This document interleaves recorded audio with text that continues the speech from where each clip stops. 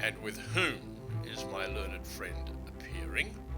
I am appearing with myself. I am the leader of the female bar.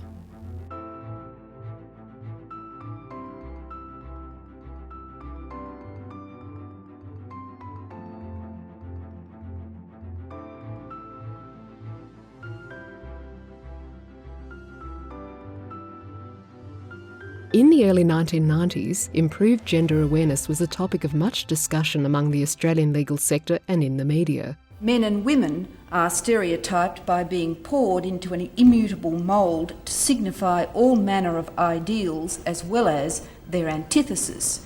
The Family Court of Australia's former Chief Justice Alastair Nicholson presented a candid assessment of the problem when he addressed an historic gathering of judges, senior lawyers and academics in Coralbin, Queensland during 1994. But it seems to me that what we ought to be doing is to identify those forms of bias in ourselves and doing our best to eliminate them. And that's one of the reasons we're all here. We may not always succeed in achieving that aim, but in my view, the recognition of the existence of a problem is obviously the first step to doing something about it. And the next step, logically, is the analysis of the nature of the problem, which should then be followed by the taking of such steps as we can to eliminate it. The Women Barristers Association was established in 1993. Its purposes are A, to promote awareness, discussion and resolution of issues which particularly affect women. B, to identify, highlight and eradicate discrimination against women in law and in the legal system. C, to advance equality for women at the bar and in the legal profession generally. And to D, provide a professional and social network for women barristers. At the outset, beginning with you, Judge Lewerton, I'd like you to briefly tell us a little bit about the establishment of the WBA, how it came to being.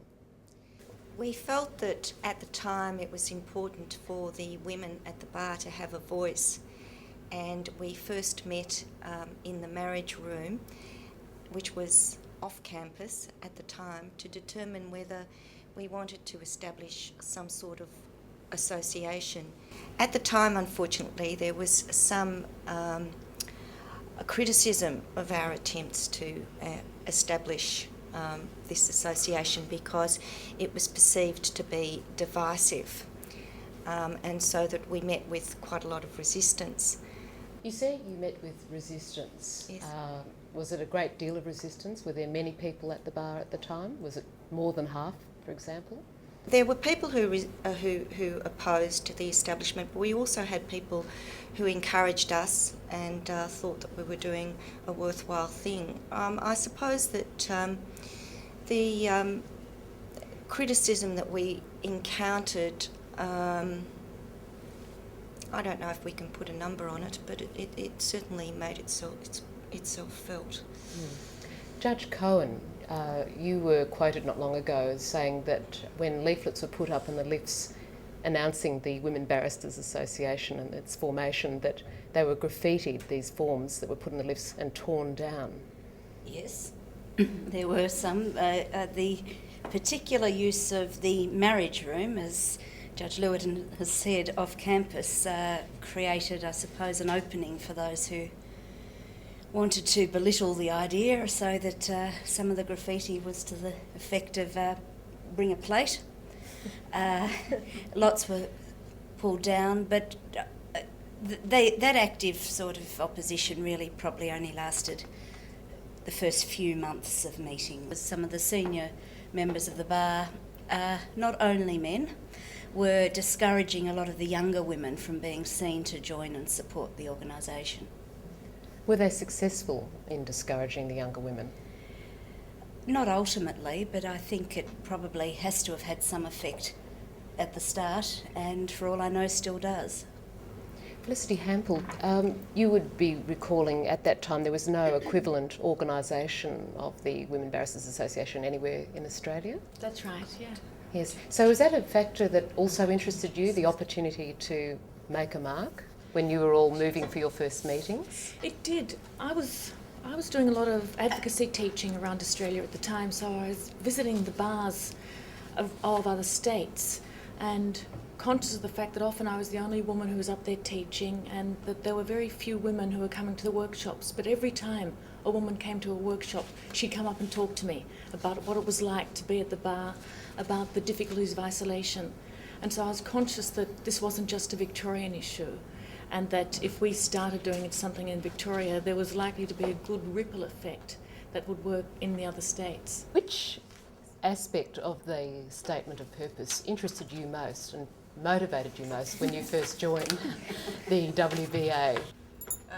I think the first year I wasn't sure, and the second year I was off having a baby, and I came to the dinner that year, and Fran O'Brien spoke, and she's as in typical Fran fashion, she spoke so powerfully and with such passion and energy. I thought, I'm going to do that.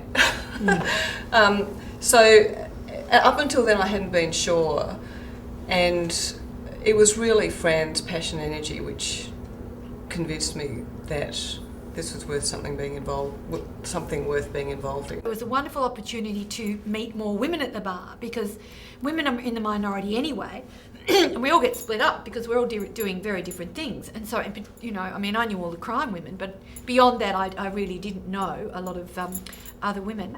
And so I was very anxious to do that. And I was also keen to get in contact with younger women at the bar, and that was my main emphasis, because having gone through at a time when I think you still had to struggle, it's a nice feeling to think, look, maybe I can do something that makes the bar seem a bit of a friendlier place, a bit of a more welcoming place. And I think the way women relate to each other is fairly unique. And my line was also always about the WBA was when you're talking to a bloke and you've just made a complete idiot of yourself in court, and you come out, you know, you go, oh God, why did I do that? And all you want to do is tell someone. Women always want to unload and go, guess what I did? Oh, I can't believe I did it. And you say it to a bloke and they go, oh, did you do that? That's not too good, is it?